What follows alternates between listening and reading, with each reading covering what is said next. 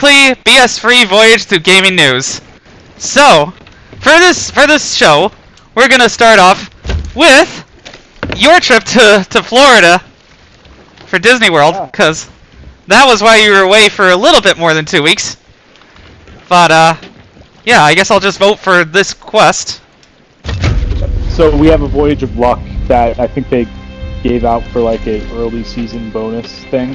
Oh, cool. So we can do that. I'm not sure what type of treasure it's gonna have, so we can either just emissary for like gold hoarders. Sailed my way.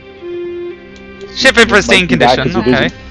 It is an X marks the spot voyage, so I'm guessing it's gold hoarders loot. On the other hand, we could cover all of our bases in case we find any random loot by pledging to Athena's, as usual. Yeah, that works too. Let's do that actually. Yeah. Yeah, but my Disney trip was yeah, very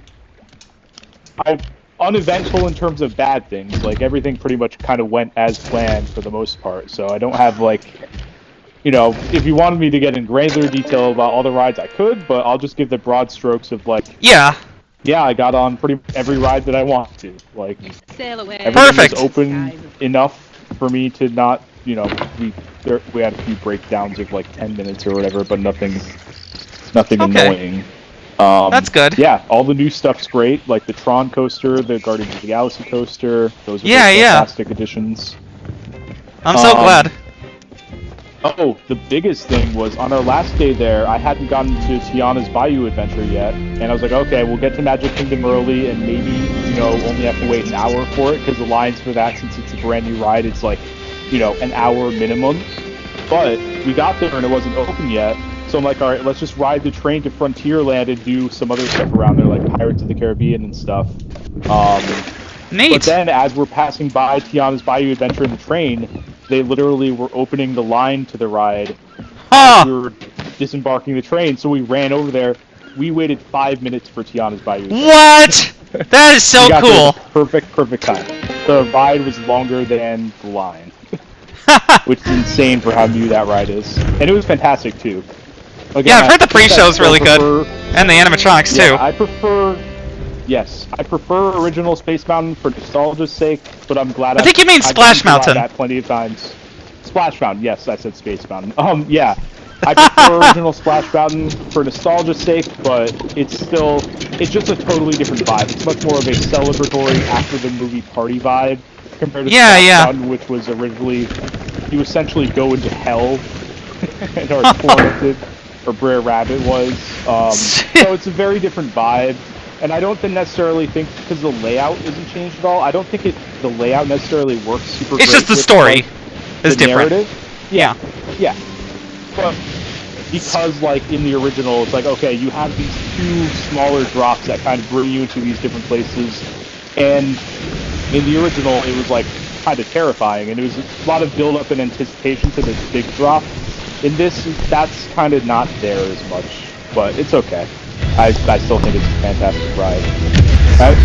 I still much rather have this outcome than removing the ride. So yeah, exactly. Yeah, that was great. Yeah, we did all 4 main parks. We even got to Blizzard Beach on our first day because we had Disney's doing a thing where the day that you arrive, if you're a hotel guest, you get free admission to the water parks. Oh, Blizzard cool! Beach was the only one open. Yeah. I did the big 120-foot slide summit plummet.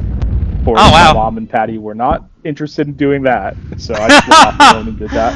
Okay, well, yeah, but my mom really enjoyed it. It was kind of her trip for her retirement, and nice. She did almost every ride. The only ride she actually skipped out on was that big water slide. Everything else she was doing, like the Tron coaster, Everest. And she hasn't ridden a coaster in over a decade, so I was very impressed by her willingness to do all the rides. Well, that's cool. And speaking of Bayou vibes, I've been playing quite a bit of South of Midnight with the early access. Yeah. That's only $10. Yeah, I did. Yeah, I thought about it. I'm like, I just don't. I have enough games to play. Like, I'll just play it on the main release day. I'm good. Well, I think you just get like a digital art book, right? Yeah, digital art book and soundtrack, and the soundtrack is really good so far. So it's really that in the early access. And I was like, you know what, I might as well. I had been looking for something to play on my Xbox that was new, and well, this fit the bill. Okay, so like a lot of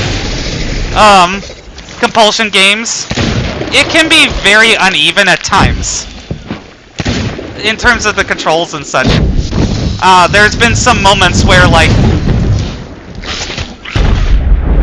I blew myself up, so that was me this time. Thank you.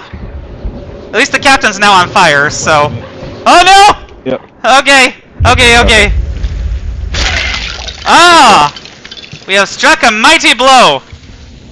Anyway, time to pick up the ammo pouch and do it again. And some skeleton's orders on this tiny island, so I might as well do that.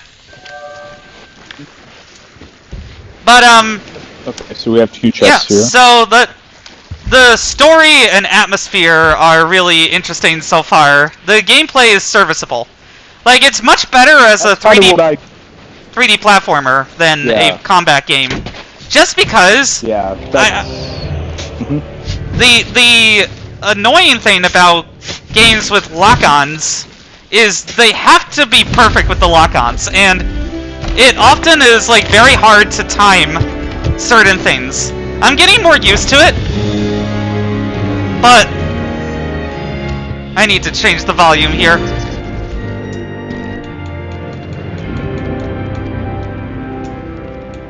Let's put that down to like a solid 75. There we go.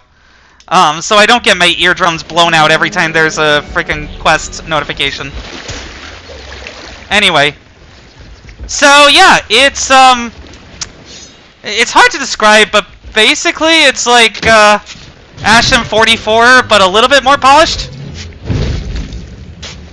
You know, Ashen, there's no 44 in that game. It's just the name of the developer, I believe. But yeah, I was gonna say, I was about to ask. I was trying to think, like, do I know what that game is? But yeah, Ashen. Yeah, I do remember that game.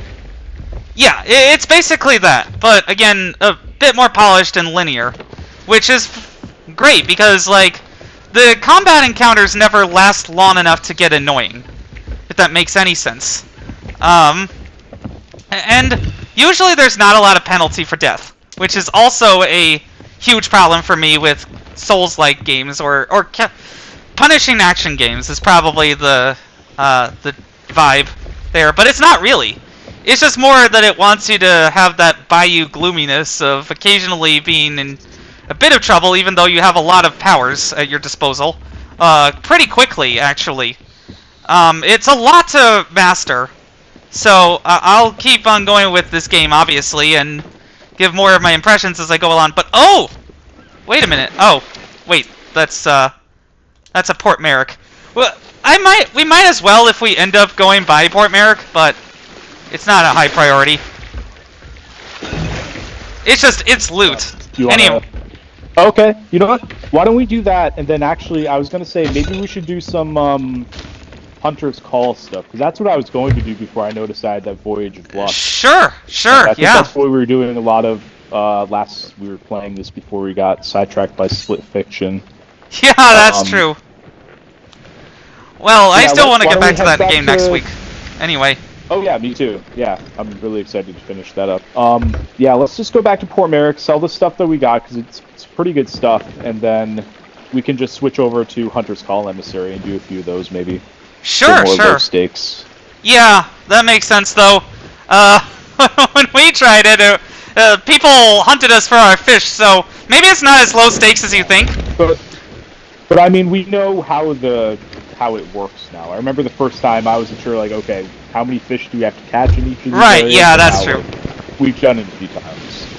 Well, yeah, I mean, doing things a few times gets you a little bit more in the mood to do that sort of thing, like protesting, which is what I did today, because I want to give my impressions of the 50-51 hands-off, stop, see you in the streets, stop stealing our government rally. I did that in DC today, and there were 10,000 people by the Washington Monument alone. So there could have been easily as the footage.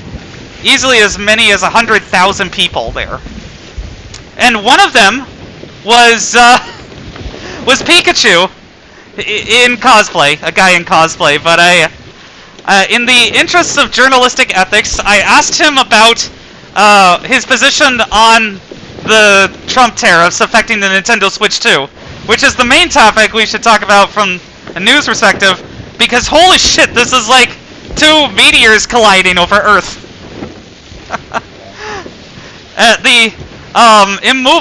The unstoppable Japanese gaming giant meets the immovably dumbass president. I mean, from what I've been reading, it could make the Switch 2 $656. That's insane. Like, I envy the marketers at Nintendo at this point, having to like walk that tightrope. Like, because the price came out of $450, and it's like, well, that's kind of what I expected. I'm not like, I'm fine with that. Less fine with the $80 game part, but whatever. Yeah. We're gonna get away with it, and I'm not going to not buy Nintendo games because they jacked up the price. That's just like, I'm not going to skip out on Mario Kart for that reason. But that's just me, and I'm sure a lot of other people are in that boat of like, I'm not happy about it, but it is what it is at this point. I feel like that battle against the $60 and then the $70 price point has been long lost. So yeah, at this point, it's kind of like, hey, charge what you want for your game. The indie market's already, they push price points down on their games. Mm-hmm. Like back when the indie game market was really establishing itself, it's like, oh, now I can buy games for $10 or $15. This is great. And now the AAA market is finding themselves like, oh, I've out of position on price. We want to bring the price up. So I think we just kind of have to unfortunately get used to more variability in game prices when it comes to the higher end. Like, if Nintendo's willing to be the ones to, like, because you have to remember, Nintendo is the ones that kind of stayed put on $60 game prices until Tears of the Kingdom. And even then, that was sort of seen as that was kind of a one-off. That was like, oh, they went 60 on Tears of the Kingdom, but then future first parties have still been, or they went 70 on Tears of the Kingdom, the future first parties have still been 60 on the Switch 1. Right. I think they're just finding themselves like, hey, it feels less of a move for now and more of a move for 5 years from now, where maybe other people are going to be moving up, and they want to just start the generation off. Oh, by the way, there's a ship at Port Merrick, so we might not want to land here. I'll just land myself and deliver it. Okay, yeah, I'll drop you off. You can sell that, and we'll just go up to Sanctuary or something where we started. Yeah, you do that. Yeah. Okay, well, it's a high-stakes mission, but that tower right over there, right? I feel like. Yes. Okay, so with those cargo run things, you might have to go to a specific person. I'll find the specific person. You just drop me off and go. Yep. All right. And while you do that, I will give you my thoughts on the pricing. I mean, I hate it. I really wanted it to be $400. $400, which was the barest it could be. Like, I was like, 400 was my optimistic thought, and then it's like, well, it's probably not going to be. I think even on the show at one point I said, like, it's going to be in the 400 to 500 range, optimistically 450, and that's for now where it's at. We'll see if that actually stays the case. Handed into who on Port Merrick? Tina. Okay, so I gotta find Tina, having never had to find her before. But I think that's the tavern person. I think it usually lines up with the. Can you go away, Microsoft Defender? Yeah. Thank you. Yeah. Anyway. Check the tavern. I would say it's probably Tavern Keeper. Side note: if Microsoft wants to make this Windows PC hybrid Xbox a thing, then they really need to work on their frickin' Windows. Okay, I delivered it, so I have done that successfully, and yeah, we'll be mermaiding over soon. But basically, however, my thinking on the price is that Nintendo has more than earned it with the improvements. It's lots of little improvements that add up to a really big whole like the current generation over the last generation. It didn't seem to me.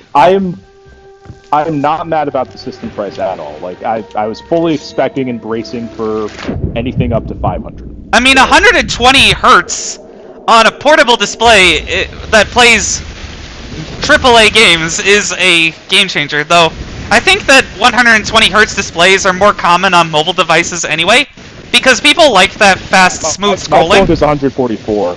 Yeah. Well, 144 would be difficult because then a lot of games would not divide evenly into that, and then you would have to have variable refresh rate, which it does have this time. Yeah, at least with the 120, that opens them up for, like, let's say later in Switch U's lifespan, you're at least going to be able to open the possibility of 40 FPS games, stuff like that. Yeah, I mean, they're already kind of doing that with ports of, like, Civilization 7 that have mouse controls. That's pretty neat, because that's a competitive advantage over the Steam Deck with the unibody, which I think they do a decent enough job of handling it with trackpads, but I barely ever use the trackpads on my Steam Deck, and it ends up becoming a pain in the ass with the size of it digging into my palms after quite a bit of playing Bloodshed, for instance. Which, fantastic game, just got another early access update, and so did Crab Champions. So I'm very happy with my cheap games on my powerful enough handheld. Because Nintendo says that they're 10 times more powerful. I think that it's because they are kind of a mix of last-gen power levels and current-gen secret sauces, like for upscaling and such. Because otherwise, I don't know how you do 1080p on a portable at 120 frames per second without a bunch of upscaling technology. Same with 4K 60 Hz for the Nintendo Switch 2, because if the rumor was that, again, they were going to be like base PS4, maybe PS4 Pro level, then it has to be reconstruction. There's no other option. Yeah.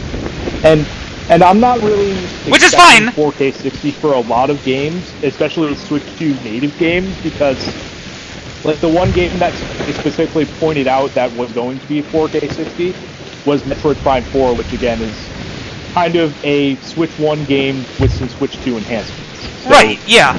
I think things that they're building for Switch 2, I'm not necessarily expecting to hit that target, or like even 1080, 120 like they are with Metroid Prime 4. And speaking of still nice to see. Speaking of expectations, with this pricing, I don't believe that Nintendo is planning for these things to sell a lot right away and supplant the Nintendo Switch 1 in a few years.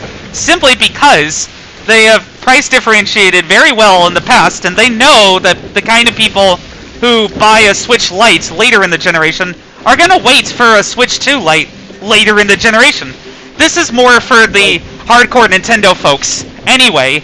And the people like me, like I've been rocking my original launch Switch 1 for going on over 2 years now, and it's like I'm very ready for an upgrade. I held off on the other upgrades, even like the battery life one, which would have helped a lot with my Disney travel, because I bought Xenoblade Chronicles X, and let me tell you, that thing drains battery like crazy on an original Switch 1. Yeah, It barely lasted the entire plane ride, which was about 2.5 hours. Let me see what I've been playing on my Steam Deck. 1 second.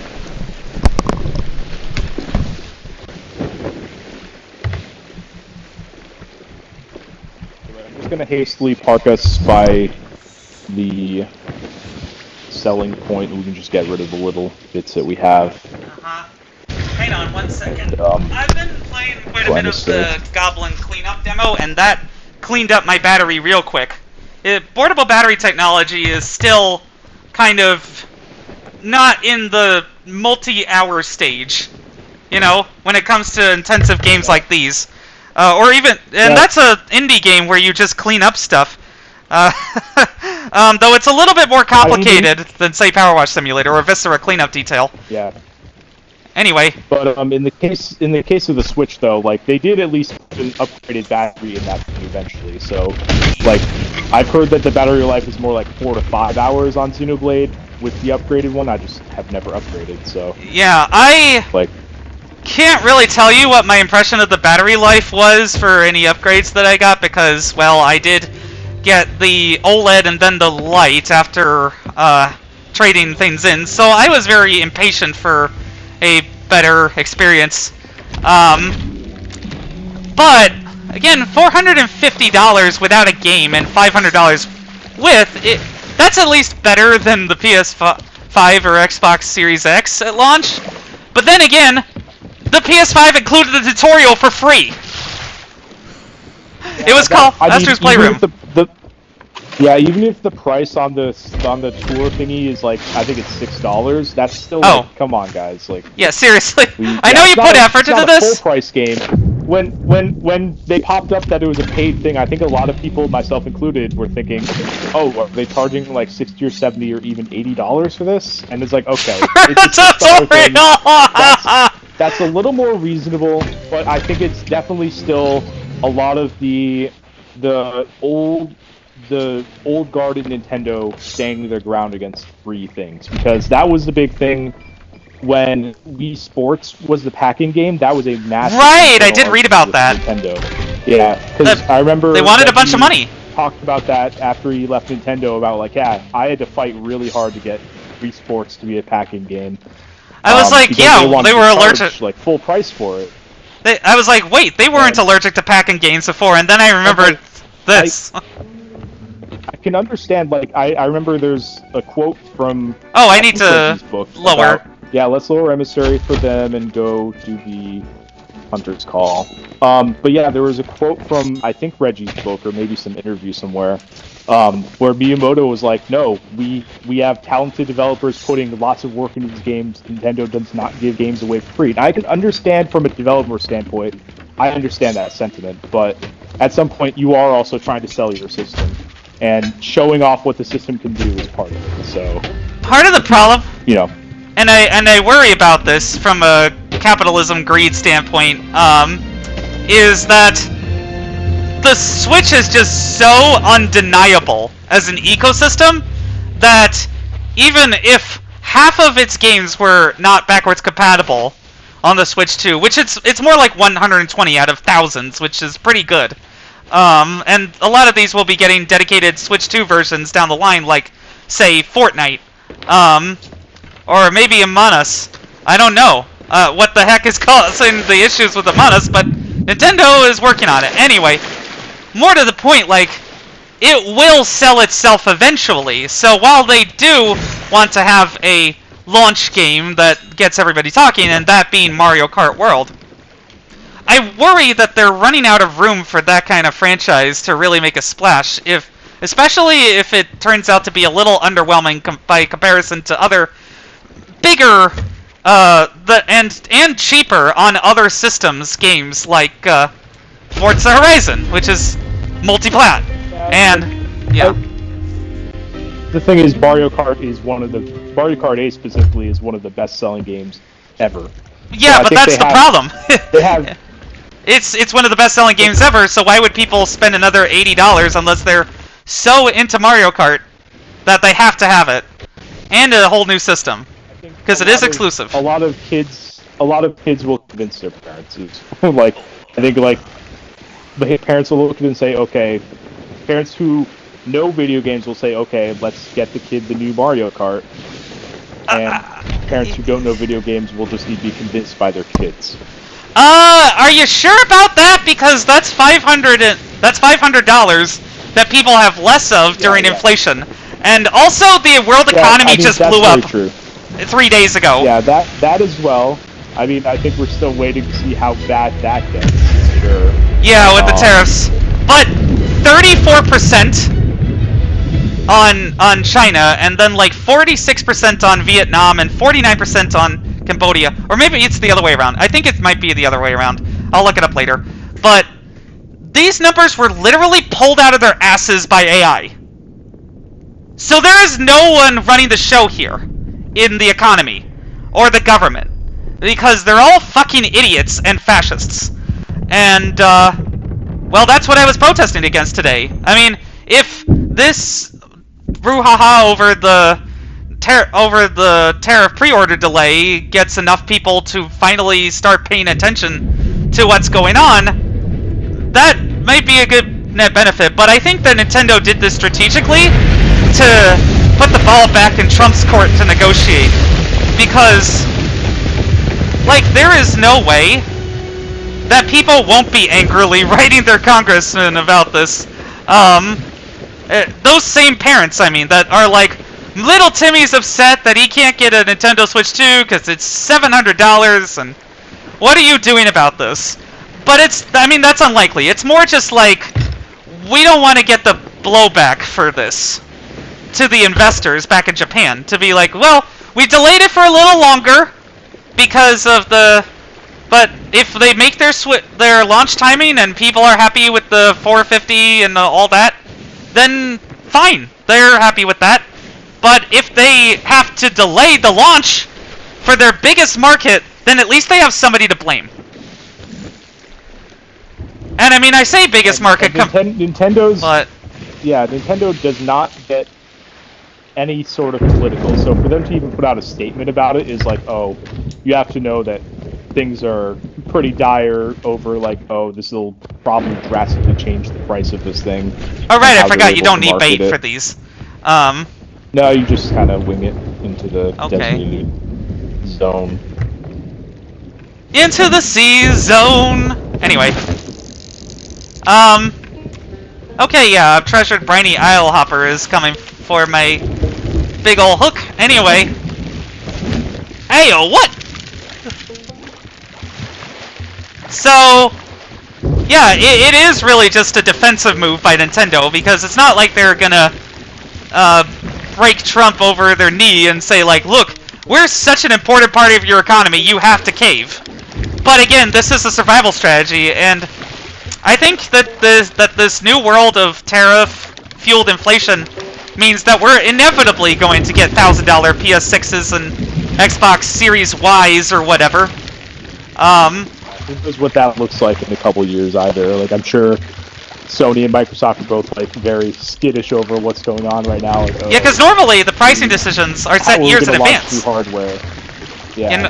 So, I mean, they really do need to, it seems like, for Microsoft at least, make that PC console hybrid to attract PC-centric gamers who want something quick and easy on their television. And then they may never buy a game from the Xbox store proper, but they're still playing on Xboxes.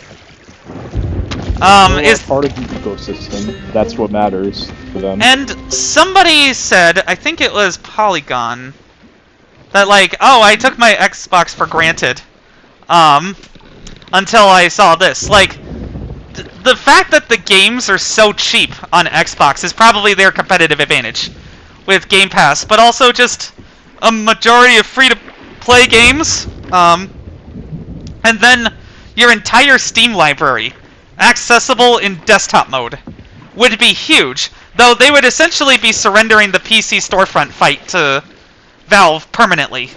Because, like, how would you take the Microsoft Store on Windows 10 seriously if Microsoft isn't even bothering with their biggest hardware? I mean, the main thing they still have there is the Play Anywhere stuff, but even then, like, if they could get that to work more seamlessly with Steam, that would kind of negate any real advantage there. I mean, advantage is really that Steam is the emperor of gaming and everyone else is their vassals.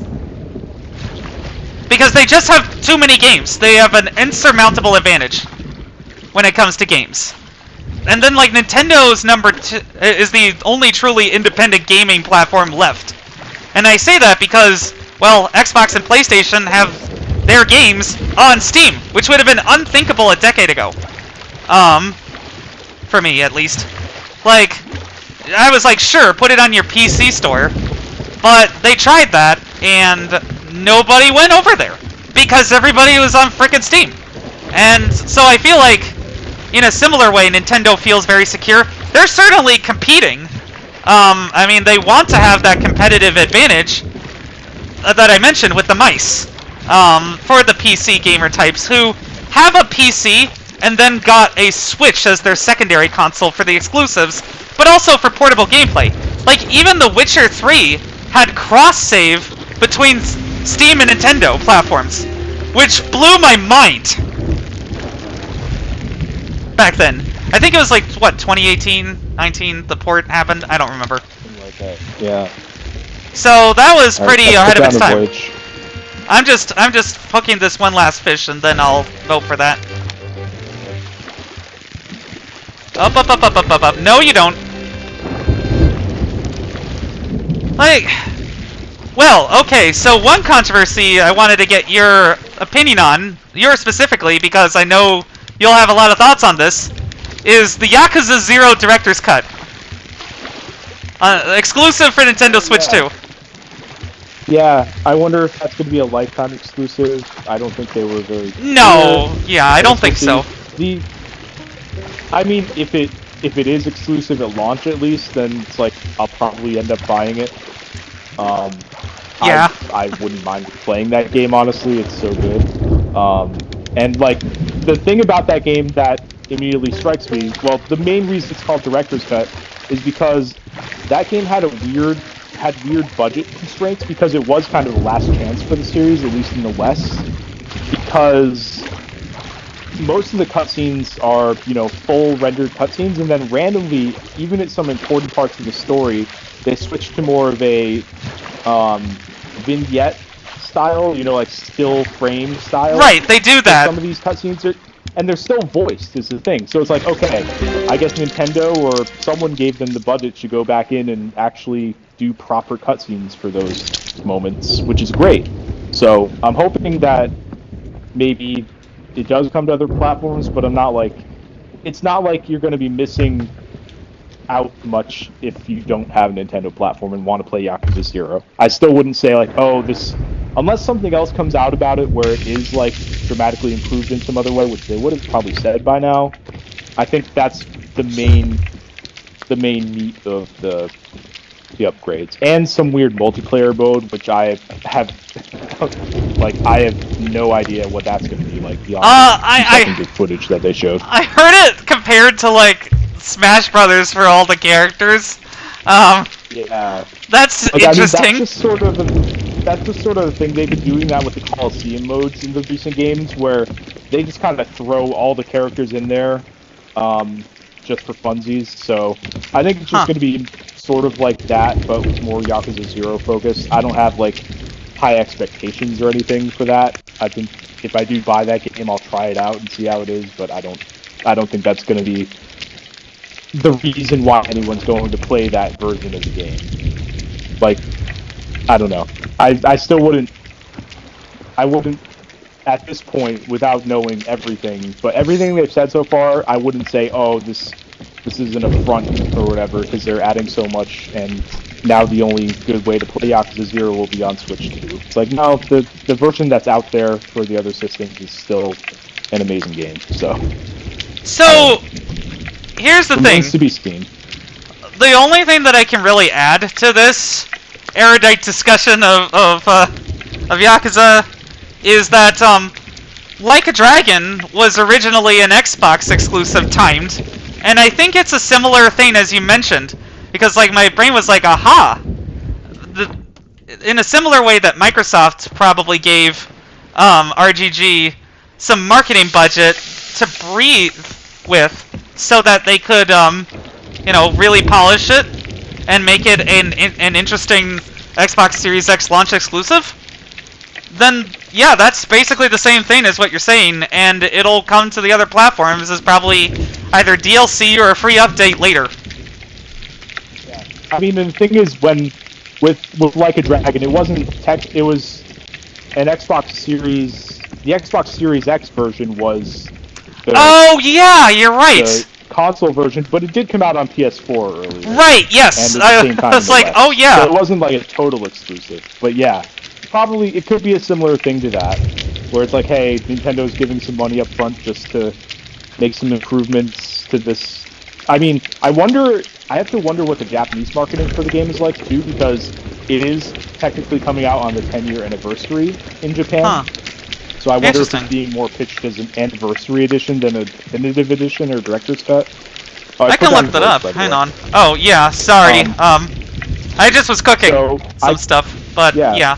I could imagine in Japan maybe they're positioning it more as, hey, here's a 10-year anniversary of this, beloved game. Directors. Whereas in the West, it didn't come out till 2017, so it's not like they're going to say, here's the 8-year anniversary. So I wonder if that's part of the impetus for even going back into it. It's like, hey, it's 10 years old now. Well, I mean, it seems. Let's see. I tried to find a Japanese specific thing, but it seems like it's pretty. I would just guess that maybe they would at least include that in the marketing for the Japanese version. Well, I think yeah, at least in the West, it's very much about experience the definitive version of this game. So I would imagine something very similar. Apparently, it includes 26 minutes worth of new cutscenes, and the online mode will be playable solo. So yeah, the cutscene stuff, that is almost certainly just the ones that were still images before.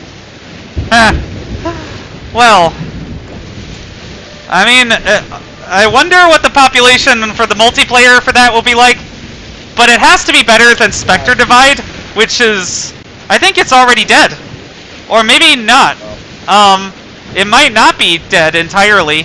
No specific date was announced for the shutdown, but within the next 30 days. That was a bit of a head fake for me, because I was like, I might actually want to put some time in and try to get good at this game, and have that ability to switch between clones across the map, which is pretty neat. And then they just said, nope, we give up. So, the fact that they're putting in a multiplayer mode for this, with online, is interesting. I guess it's another thing to buy it with.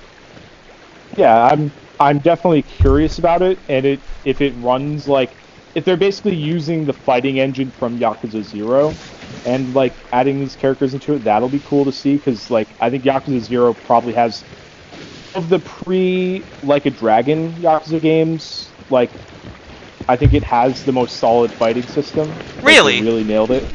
Huh. Yes.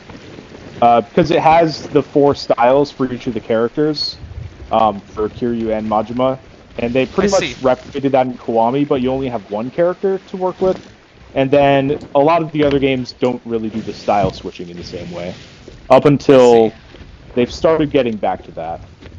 But oh, okay. I think for most people, Yakuza 0 is kind of just the gold standard for Yakuza combat still. Really? Wow. That's amazing, because I thought it would have gotten better over time, but I think, yeah, well, the thing is, it sort of expands on a lot of stuff that Yakuza 5 was doing, which was the game that runs in the same engine, and it just adds a lot of variety, and there's a lot of options. That's the thing, is there's so many options for any given combat scenario compared to lots of other Yakuza games. And like, they did do the style switching in the Judgment games as well. That kind of retained that style.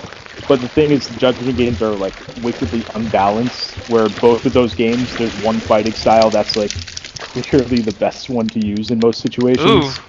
So yeah, they've never quite gotten it.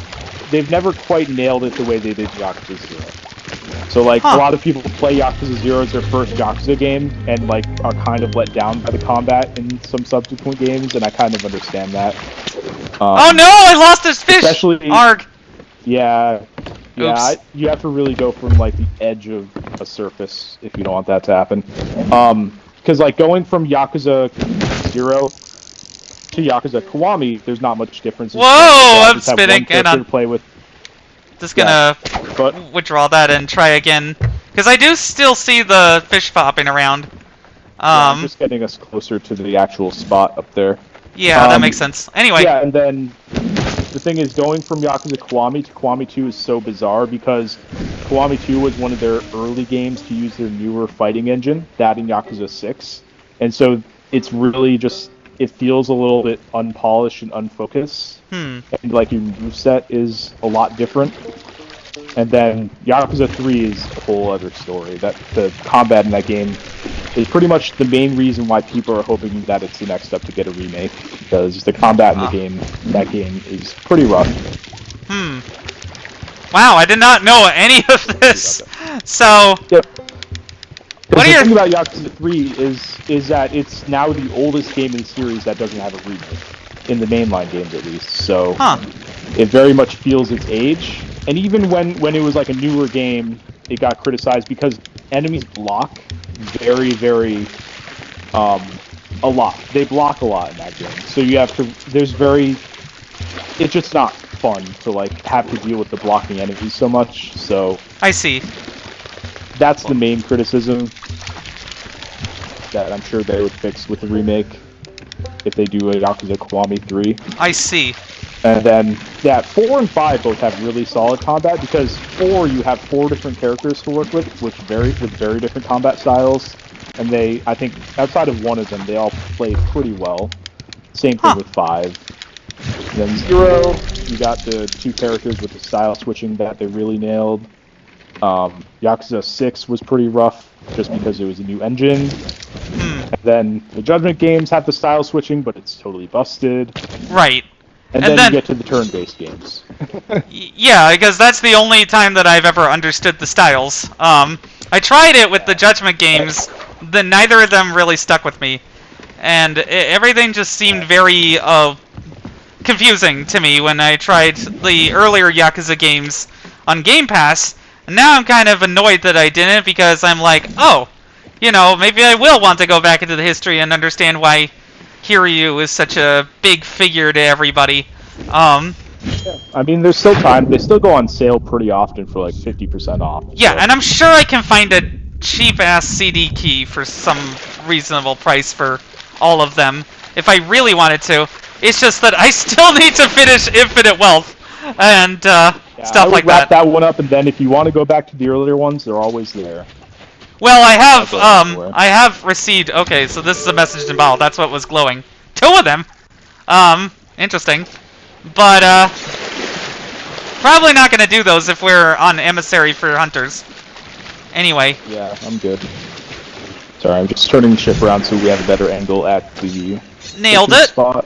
I got on the ladder the first time, which is rare for me. But yeah. So, what are your thoughts on some of the other announcements at the Nintendo Switch 2 Direct? Because I bet so many Silksong people are finally happy that there's a release year at least. Yeah, well, there was a release year before, then it didn't make it, so we'll see about this. Yeah. Yeah, I'm excited for that. I would say I'm a pretty decent-sized Hollow Knight fan, but I'm not like, I'll definitely be playing Silksong, but I'm not like counting down the days or like getting super antsy about it showing up again like some people were. Well, just pulling up. Yeah, I'm excited for that. Definitely play it. It's been so long in the works. I'm sure they've got something good going on there.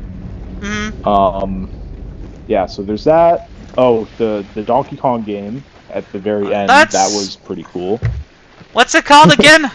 Something bananas. Donkey Kong Bananza with an Oh, that's why I was having confusion. Yeah. Bananza with a Z. Okay.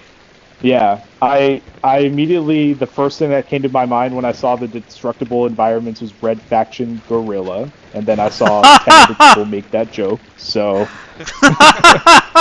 That's amazing. Yeah, pretty much. And then Kirby Air Riders. I've played Kirby Air Ride. I'm not like the biggest fan of it, but I'm always excited to see what Sakurai is going to do. It's his first like non-Smash game in a very long time since Kid Icarus Uprising in 2012. So, he's kind of been in the Smash mines for over a decade now. So I'm excited to see him get to do something else.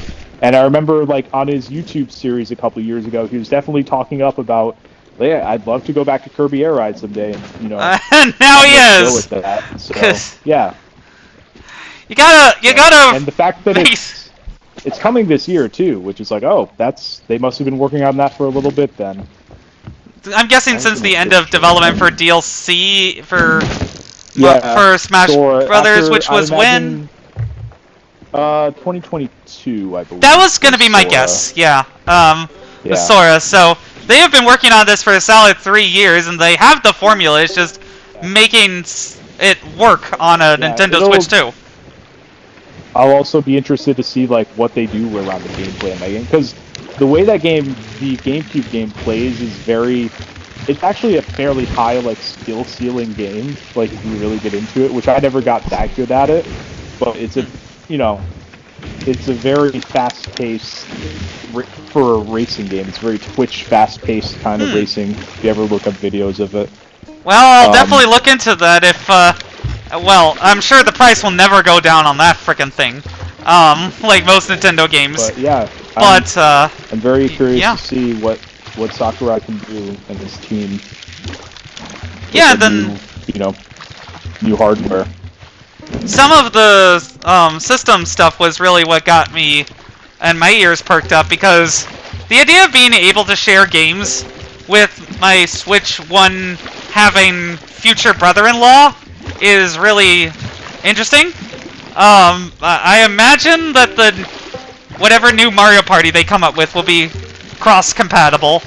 So that's the main game that he and my sister play around that. But it'll be interesting to see how the general experience is with the Switch 2, because I was like, yes, about the tiny SR buttons getting an upgrade.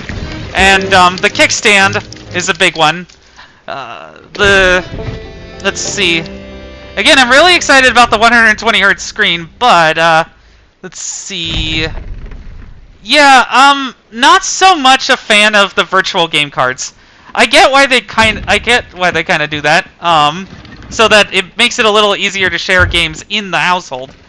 But you can go back to the primary and other and secondary game systems. So it's just I'm not a fan of it because I don't like it. That's it. It's not the worst thing in the world. It's an improvement over not having the option. It's like, hey, at least they're trying something with it. And again, I don't really have a use case for it either, but it's cool that it's there. Well, like, okay, what's it called again, where the game card doesn't have data on it? It's been a very busy week for me. Without data, yeah. Because it's some game key cards. The reason why it didn't stick in my head was because it's so freaking weird. I mean, this is just the beginning of the end for physical games, and that makes me sad.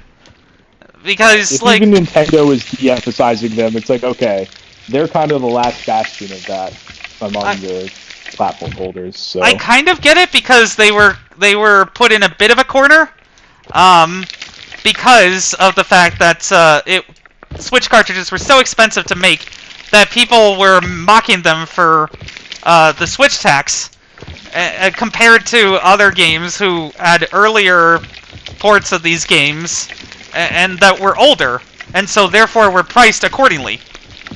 So, and yet they are doing these $80 to $90 games, and it's not like, oh, we're gonna keep the extra margin and then just have a complete game. No, there will be microtransactions in a lot of these third-party games that come to Switch 2 if they decide that they want to make more money. It's not we have made enough money, therefore we're going to be nice. This is how capitalism works. You sell a product and then you try to get the most money out of it recurringly. Now, especially. Because people play like 10-year games now. You're going to have less room to compete. So that is going to push up the margins of costs for all of these people, you know? It's an escalation war that I'm really not looking forward to, because that means that I'll be buying a lot less games at launch, which maybe they're fine with that, because of a lot of reasons. But if GTA 6 is $100, I'm bouncing. Like, come on. You know, for the base game, I mean. Like, not an Ultimate Edition. It seems like people want them to be the first to do that, because people kind of expect them, with how graphically good it looks, to be the first to do that. But at the same time, I don't think they want to cut off their player base at the knees a little bit, because they end up porting to PC later, and I'm sure they'll port to Switch 2 later. And they want to have a game that sells a lot, instead of just selling a few copies to people who will pay $100 for a base game. What is going on with this planet? We'll almost certainly have $100 games some point next generation, is my worry. And I don't want GTA 6 to be the one to start that trend. Yeah, I do feel kind of like, I don't know, like, I'm very conflicted about the game price stuff because, on one hand, I don't want to pay more for games, but also, $100 games are not a brand new thing. It's just, really, I think, you know, I'm old, so I do remember N64 games that were in the $90 to $100 range. Oh yeah, so I get point. Like, yeah, it's not like it's a brand new thing. I think it's just a lot of people in the industry are young enough to not remember the Super Nintendo and N64 eras where there were, you know, $90 to $100 games. Like Chrono Trigger, when it came out, I believe was like $80-$90. A lot of those like higher megabyte Super Nintendo cartridges would get up there. Same with like N64. I do remember a few games seeing them retail around launch in like 99 or 2000, seeing N64 games on the shelves for upwards of $90 to $100. Freaking 64 games for that much? Okay. Yeah. Because like higher games with higher cartridge space requirements. Ah, yes. Or games like, I want to say Donkey Kong 64 and Perfect Dark both had a higher retail version because they had to sell an expansion pack with it. So it's not as if this is new. It's just like, instead of it being a physical like limitation of, oh, we need more hardware space, it's more of a cost to develop, like a straight cost for development sort of thing is how the companies are justifying it. But it's definitely not new. I think just the past 25 or so years since disc-based has been the main way to go for games. I think people have been very conditioned to be like, well, $60 is the ceiling, and that's just kind of so. There's been a generation of people raised on $60 being the ceiling, including me. So I understand. Yeah, I understand getting upset if suddenly it's like, oh, it's no longer the ceiling. That sucks. And I'm definitely like very sympathetic to that. But I also do remember seeing games for definitely more than $60 to $70 brand new. So it's not, this isn't a new thing, it just hasn't been the standard for a while. I mean, I get that, but then people will make their own economic choices from that, and this will narrow the gaming market more. Because for the next decade, people are not going to have the leisure money that they would have to buy video games with. And then I guess the hobby being narrowed means that the platforms will be stagnant or declining. Except for Nintendo, except for Steam. And then one wonders how long PlayStation can continue to do dedicated consoles if they have to sell these things for $1,000 with $100 games. Because, like, Microsoft can eat that a little bit more.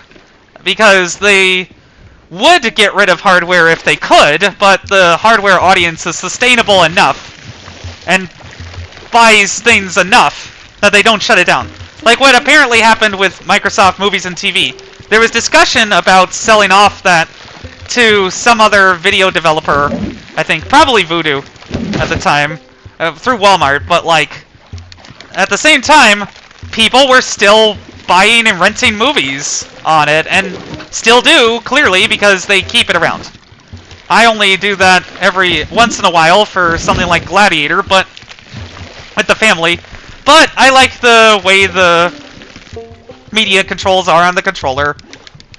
I don't watch these things nearly as much as I used to when I thought that the Xbox would be my all-in-one media machine, because several important apps that people like Nebula TV, for instance, which is a solid YouTube competitor that I have paid the lifetime membership for, I had to get an Apple TV for that because it doesn't have an app for that.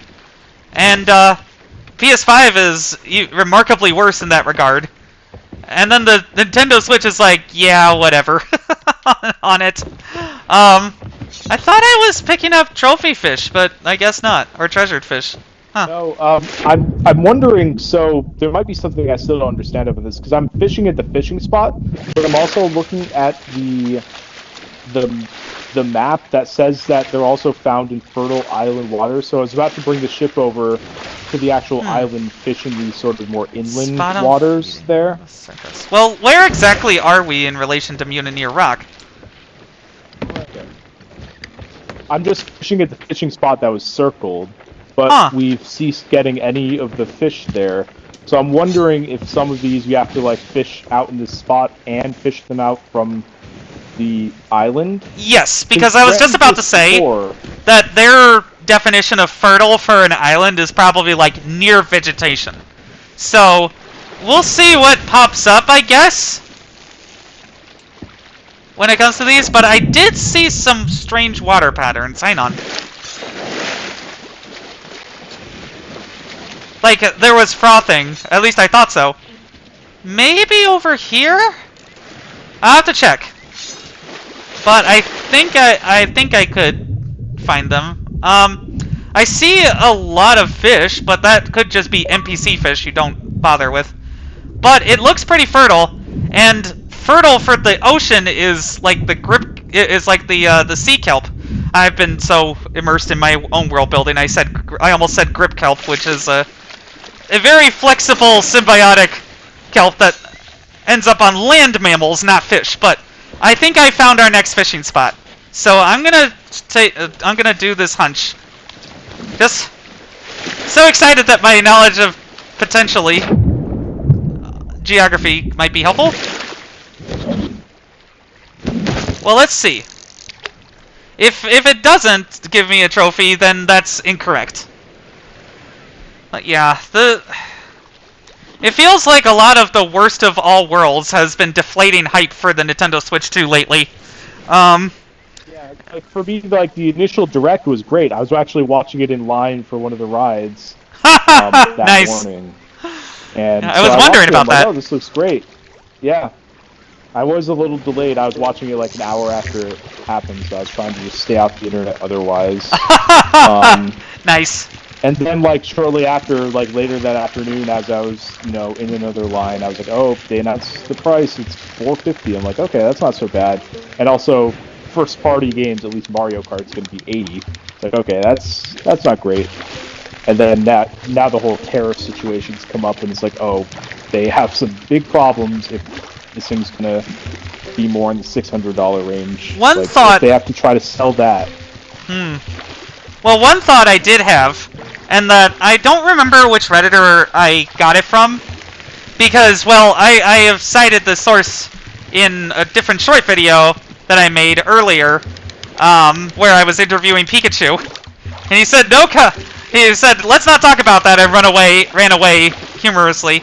But anyway, so my thinking is that they might try to say, hey, if you own a Nintendo Switch 1, which it seems like they want people to have played 50 hours, and basically you're the kind of customer who we know is not going to scam us by flipping these consoles, then maybe you get a year of Nintendo Switch Online free, plus expansion pack, whatever it's called now, with the GameCube games. I mean, that's one move. Or maybe you throw it... Oh! Uh-oh! There is another ship, I think. It looks like a galleon! Let's get out of here. I was on the verge of saying let's just cancel this voyage anyways. Oh wait, no, that's a skeleton ship. I've been fooled again. Okay. All right. But it could be fun to shoot that. If well, we have to shoot the shark. I will need some help on the cooking station because there's a lot of food that needs to get cooked. If we're just going straight to the outpost and selling, which probably we should, actually, now that I'm looking at the time. Yeah, depends on how long you have, because I want to try to get to at least grade 4. Maybe we should cancel this one and just do another one. That's fine. That's fine. Yeah, let's I voted to cancel Voyage. I don't Okay, know if yeah, this is glitched or what, but I've looked all around the circled spot and the island. I don't see any of these treasured fish. So I've been, you know, I'm happy to play for as long as you're able to. You're usually the one who has to go to bed on time. yeah, yeah. Thankfully, I don't have to go to work till Monday, but I do want to be up kind of early tomorrow. All right. Okay then. Oh, wait, hold on. Let's not do that one. Let's do the shorter one. Okay, sure. Let's do this one. Okay, there we go. Whoops, wrong button. Okay, there we go. And I am not going to set our ship on fire. So I'm monitoring the cooking station for a little bit. Alright, let me just find where we have to go. Looks like Cutlass Key. Let's see.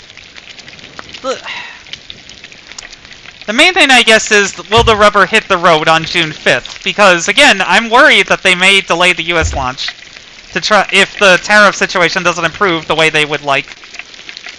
They could absolutely do that, because, well, the kinds of people who are anticipating to play this thing now would pay the extra money to import it from Europe or Japan anyway. And, the kinds of people who don't will just be happy on their Switch 1s for a little bit. That's like a pretty nightmare scenario, though, for investors. That's probably the last thing Nintendo wants to do, is have to delay the US launch of the Switch 2. That would really bring the hype level down. Alright, looks like this skeleton ship is kind of chasing us. Nope, they turned around. Yeah, but, like, if it does come to that where they do delay, instead of putting it out for a higher price, I'd probably wait on it rather than importing. Like, I have plenty of other games to play. It'll be there when I'm, you know, unless I can get it imported for, like, a pretty good price. Like, I'd rather just wait. I mean, that's the problem, is that the tariffs will affect the imported things too, obviously. Yeah, that's where I'm like, well, if I import it, I'm still probably going to be paying an exorbitant price, so I might as well just wait. There's plenty of other games to play. They could try to throw in one or two more games and still sell it at that base price. Yeah, like I mean, the main thing I'm looking forward to that's coming out, although they don't have a date for it yet, is Metroid Prime 4, and I could just play that on the Switch 1. So yeah, that looks fantastic. That's probably what I do. Yeah, even the Switch 1 version still looks great. Like, Retro has some real wizards there, so... Yeah, so most people will probably wait anyway, even at the $450 price. And that's totally fine. I'll still be missing out. I'll be missing out on, like, Donkey Kong, which I don't want to do, but... That's exclusive too? I thought that Mario Kart World was the only one that was Switch 2 only. Oh, I thought Donkey Kong was also Switch 2. Let me see. Let me look this up, because now I'm curious. I kind of assumed, because, like, the footage they put out looked way better than a Switch 1 game. Look, honestly. Let me just take this shark off of the grill. Oh yeah, we're getting there in no time. Just from cooking these things. So, yeah. Anyway, Bananza isn't. Yep, it's Switch 2 only game. So I just didn't have my info. But man, like, Nintendo Switch 2 does seem to have a pretty solid lineup, and it's not going to have that like, whole only a dozen games to play the first month problem. Yeah, like, that's the thing with the Switch 1 is a lot of, like, this is the first Nintendo console since the Wii, probably, that has solid third-party support in the first few months, because, like, Wii U, they really had to, like, you know, really had to incentivize developers to try to put games on. Nice, we did Grade 4. Yeah, nice. And that petered out so quickly that it might as well have never happened. And then Seriously? with Switch, you know, a lot of third parties, like, really had to scramble post-launch when they realized, like, oh, this thing's actually selling well, and these games, you know, these initial waves of third-party games are doing very well. So, like, Switch 1 had a bit of a slow start for third parties, too. And now, this is the first Nintendo console since the Wii where they've had the momentum sort of carrying enough where they can kind of just naturally get a lot of interested third parties. from the Well, get-go. because of the seamless digital ecosystem and the Nintendo account that is carrying over. The future of gaming is just going to be carrying everything over in particular libraries, whether that's on multiple devices or one. Because I imagine that at least some mad lads will eventually break whatever anti-piracy is on the Switch 2, because it is not much more powerful than the Switch 1. It's more of a GameCube to Wii situation, or Wii to Wii U situation, where it's built on the same core, and then just more powerful. Yeah, I wouldn't say GameCube to Wii. GameCube to Wii was much less of a graphical jump. Like, I think, yeah, Wii to Wii U is much more what we're looking at here. I guess it's just more the principle of the thing. You know, of it being based on very similar architecture. Because I believe they use the same chips for all three. GameCube, Wii, and Wii U. Oh, what? Oops. That was me being a doofus. Let me just pick up this Ruby Slash Tail. I want to say Wii U use...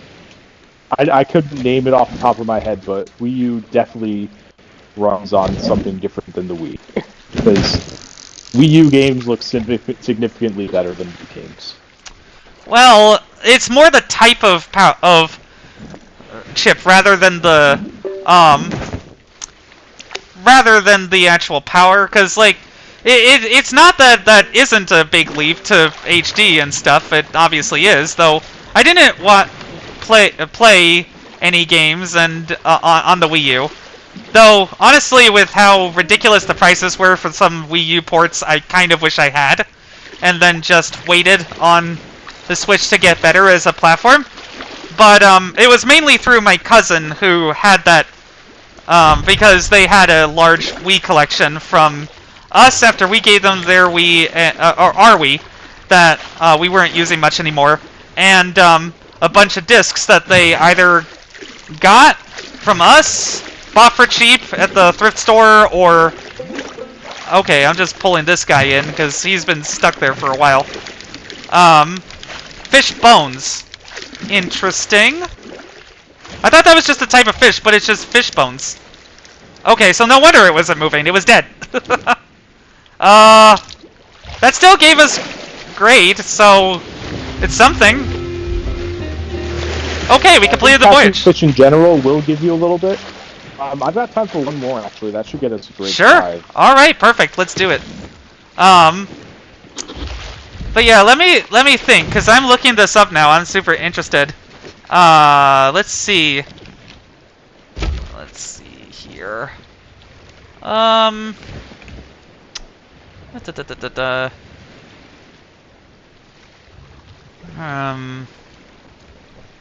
So I'm trying to make sure okay, so I think it may be that the CPU is the same. Or same-ish. But no, you're right.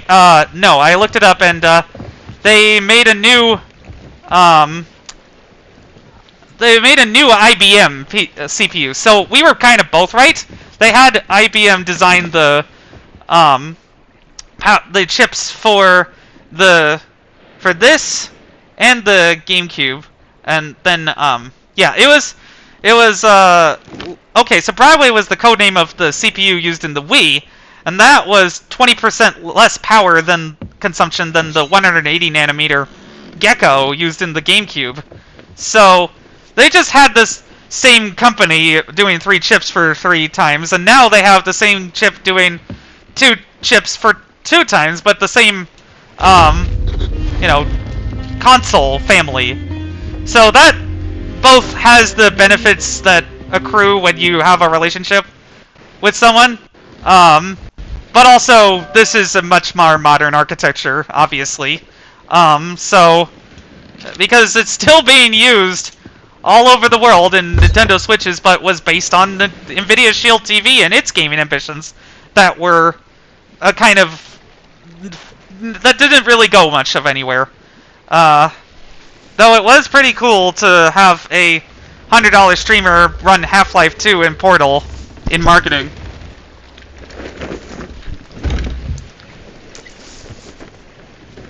Hey, maybe Valve puts Half-Life 3 exclusively on the Switch too. No. They have their own portable console to do. Move. Yeah, that would be an interesting move, but no. If anything, they're probably just gonna do their own thing and have Steam machines because, well, that'll render the other consoles redundant and give them back a bit of oomph in their space. And then, how likely is it, do you think, that Xbox really will open up the ability to download Steam games? Because I would absolutely love it, honestly. It would just be more games for the same device that I already have. Though if that's a next-gen only thing, I'd have to assess the price and my own economic ability to buy things at the time. Because let me tell you, right now, even if there wasn't the threat of the tariffs, my ability to drop $400 to $500 on anything that isn't related to my trip to South Africa or, you know, needs for my family over there and myself is very low. I am glad that I got a bunch of groceries, which the President of the United States calls old-fashioned for some reason. Probably because he's never had to work a goddamn day in his life. Oh wait, is this the island for us? Okay. Yeah, we're just back at this one. They just sent us to this one again. But the fishing spot is out here, so let's see if it works properly this time. Because we were supposed to catch 3 fish here. Okay, I see 3 fish here this time. Last time there were only 2, so it might have glitched out last time. That's certainly possible with this game. And speaking of this game, get us to grade 5. Speaking of this game, I'm wondering why. Well, maybe they have their own showcase for that, but yeah, I guess I'm not sure why there weren't any announcements from Microsoft. Like, I'm sure Sea of Thieves would have sold Game Busters on Switch 2 launch day. Considering that, I think the Switch 2 is launching right around Summer Game Fest. I would imagine Microsoft is going to have their own show there, and that would probably be where they'd want to announce something like that. I'm trying to find where the other fish are, but I don't see them. We sailed a little past the spot. Oh, okay. Just look behind you to the right of the ship. I see. There's also seagulls. Hang on. At least I thought there were. There might have been specks on my monitor. Who knows? Yeah, no, I don't see them now. Anyway, like, because apparently there were some sales statistics of Xbox games on PS5 that were disappointing. Sales on PS5. Okay, yeah. It's apparently a very mixed picture, where this game has sold 1.8 million copies on PlayStation 5 so far, which, like, a highly anticipated multiplayer-only game with a strong Twitch following, that is fantastic. Especially for a port of a game that they can now sell again for $60. Yeah, like a over 5-year late port. Like, I think that's pretty solid. Yeah, then Grounded sold 432,000 copies so far. They must just not have marketed it well, because, like, I thought there was hype for this thing, but I guess not. Hi-Fi Rush, I kind of get why it's only 137,000 copies, and thanks to Windows Central for this reporting. Well, that one hurts me to hear. That should be a million seller. Well, apparently, the quality. It makes sense that as a result of that, the game and its studio were then kiboshed and then uncancelled by Krafton. And then, Pentiment is only 14,000. Which, like, that makes perfect sense to me. That's surprising. Because it's a story-based point-and-click adventure game on a console. It was never gonna sell well by itself. Cool, and I'm glad it got made, but I'm not expecting that to do any kind of huge numbers. I was initially very interested in it and played it because I like the aesthetic and stuff. I just suck at point-and-click adventure games, and I always have. So, like, the interacting with people and trying to figure out things. Again, it's cool that an experiment like this got made, but I'm like, why this? Was it just like that this was the cheapest and easiest way to test whether this kind of game could sell well on PS5? Which, maybe that is it, and that would be a valid reason. Like, that does give me hope that some of the more niche games on Xbox may take longer to go from the platform, because we still do need exclusive games, even if it's only for a short time, in order to differentiate this platform from others. Like, yeah, I suppose if it's a Steam box, you could just buy the Steam version, but if you go to the Xbox desktop main mode, then you can get it with Game Pass. That, you know, that's not nothing, as we've been saying. But again, like things like Clockwork Revolution really need a marketing push to really make them stand out. Like Sea of Thieves sold itself, as I mentioned. Grounded, well, that also has been getting quite a bit of hype. Hi-Fi Rush, it got hype in its niche, but that niche is very tight. A rhythm game that's also a beat 'em up. That crossover is very small. It's amazing. It's great that it happens to include you and enough people that there's enough of a fan base to really take this on. But Hi-Fi Rush is just not going to do the numbers. It's never going to do that. Not unless there's just like some fortuitous timing with a lot of things, and just a need to really kick some butt with rhythm, which, you know, that may happen at some point. I never say never, etc. It's just very unlikely that the really niche Microsoft titles will go to PS5 in a year. I'm hoping it's basically what they were saying, is that the bigger games that sell themselves then get sold a year later on PS5 to support the others that may have to stay on Xbox and PC only for a little bit to justify the costs of a port. Because it's not going to be always so easy as, like, Pentiment, you know, to port these tiny games even.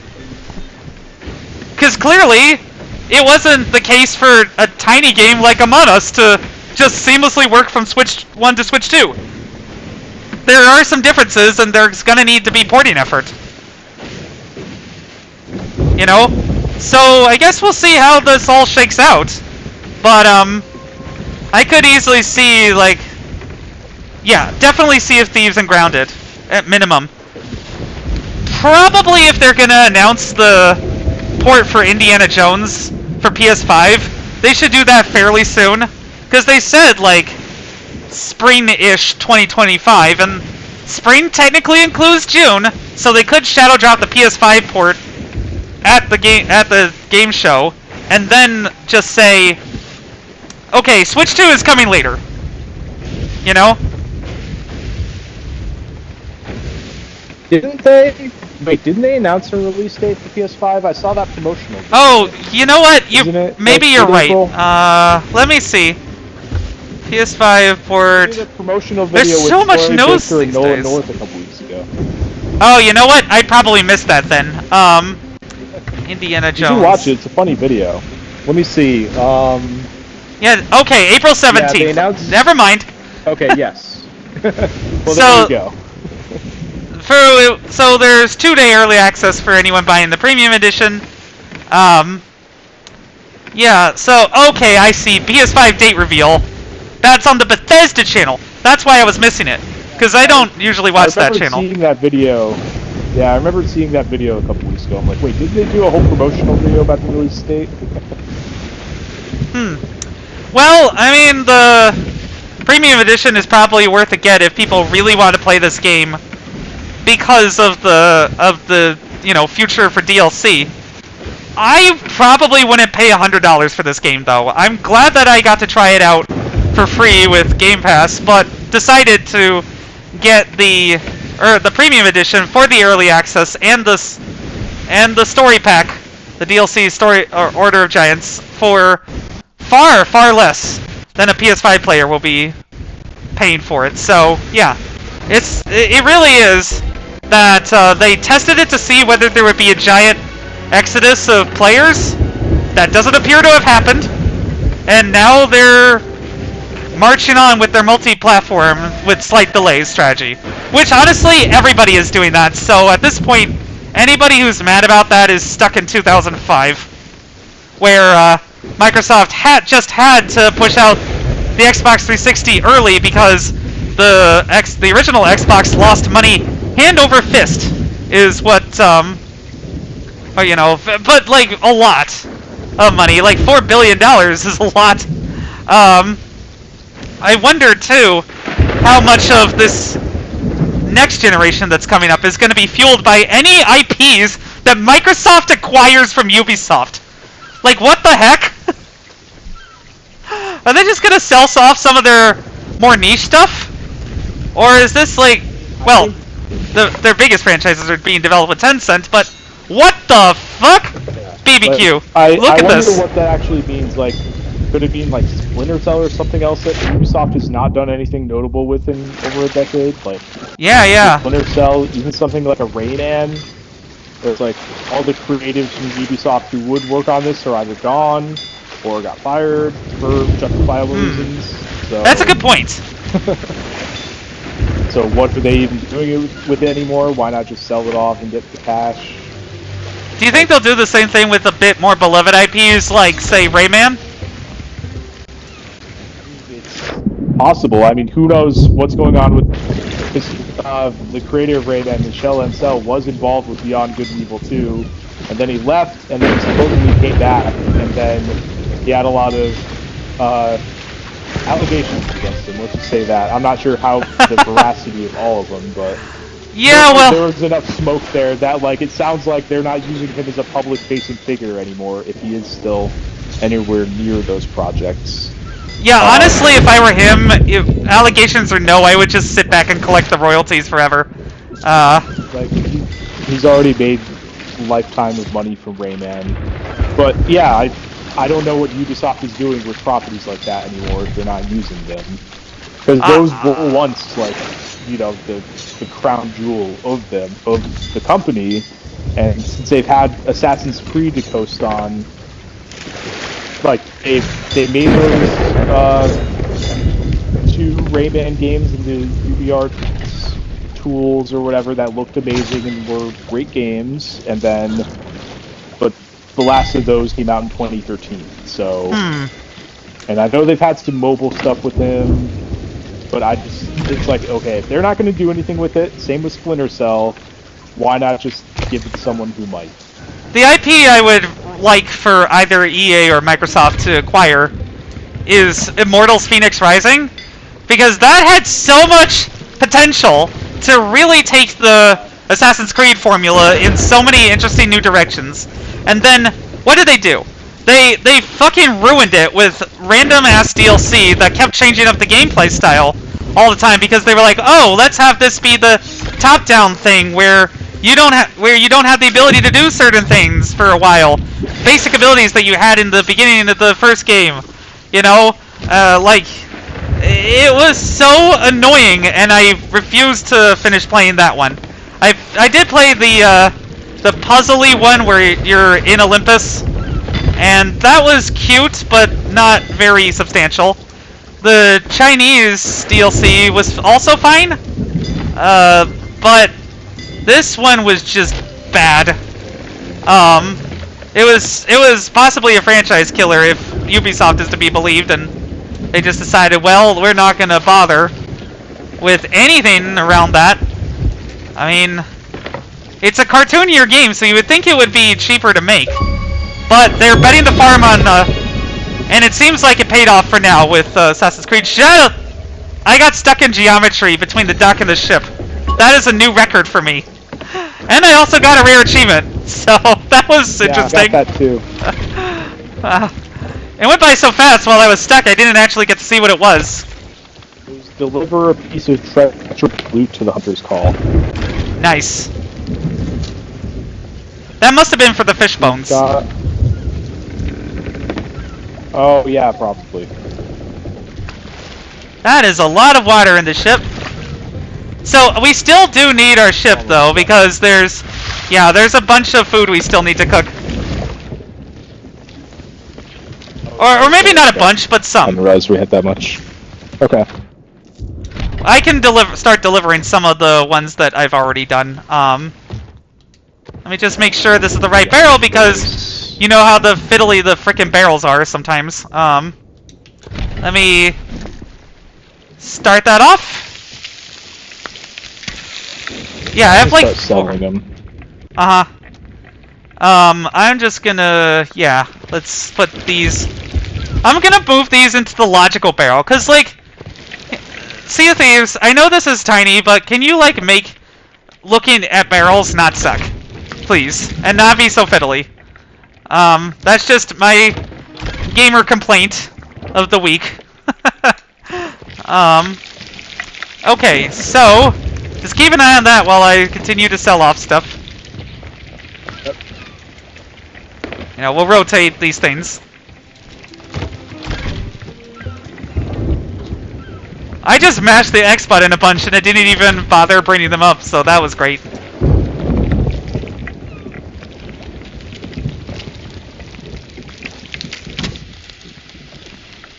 Alright, grabbing you.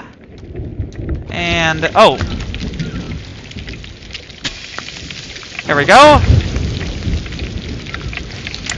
But yeah, it's an interesting time to be a gamer right now with so many things going on. But and things like, oh, Saints Row had to die because it's too expensive.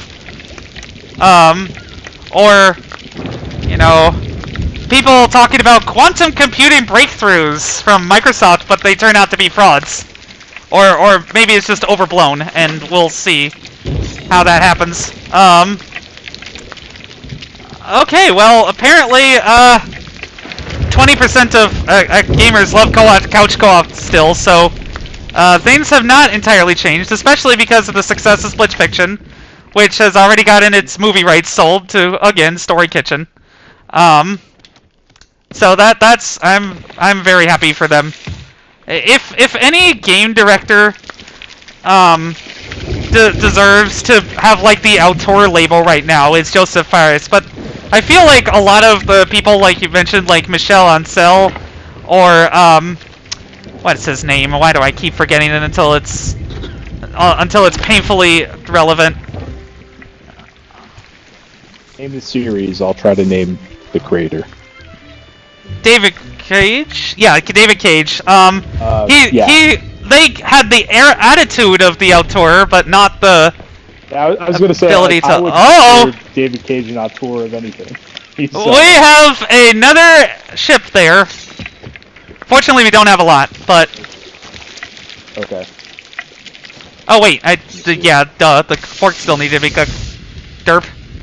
It's just 4 well, we do snake have to things left. Let's just lower emissary. Let's just lower emissary then. Yeah. Okay. Catch that in. Definitely. I think that sound was just thunder.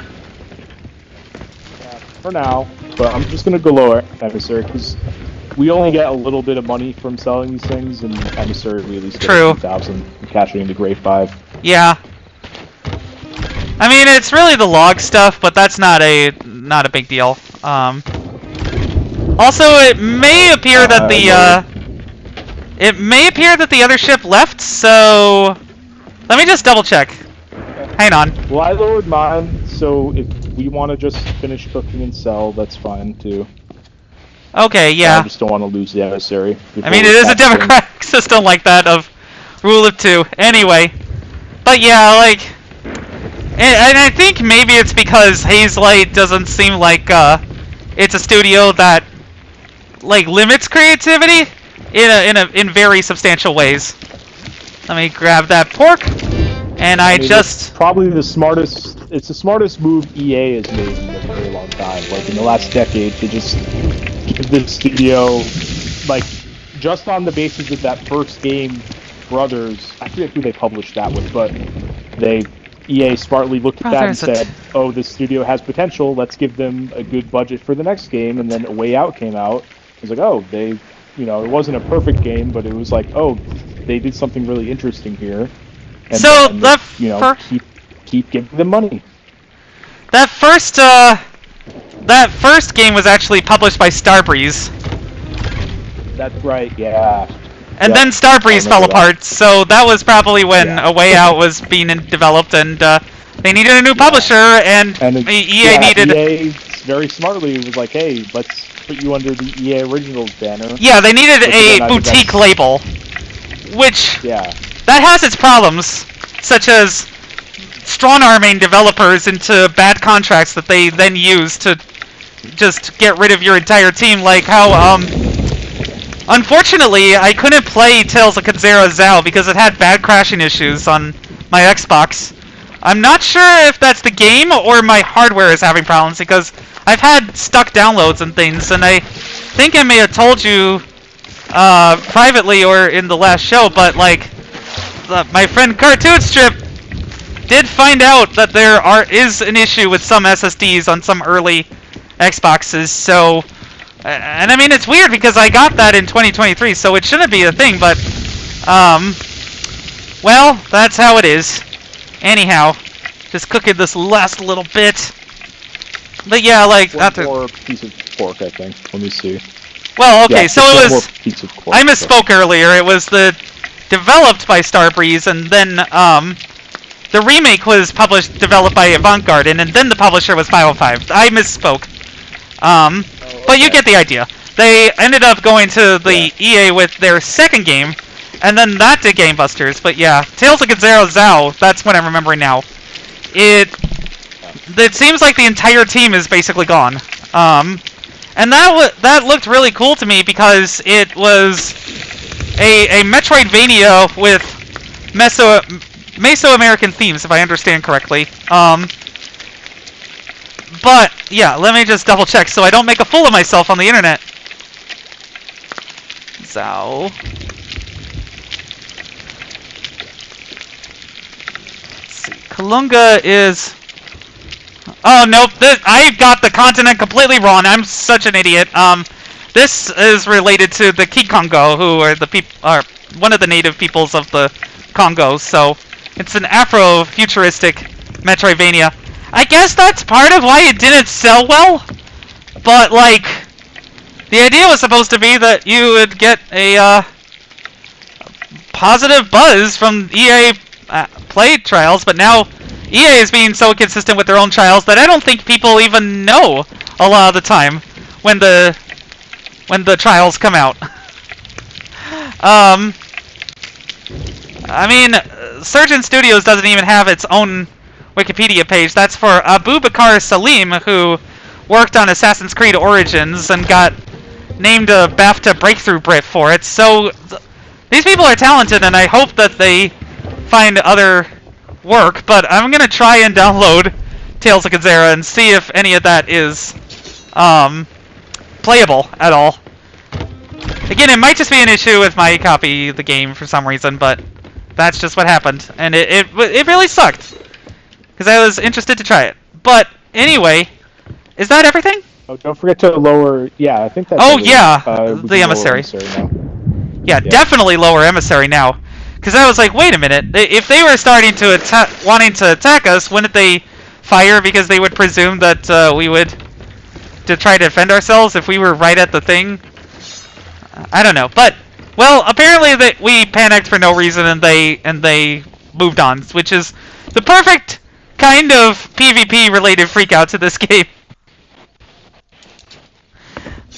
Oh, oh boy, oh boy.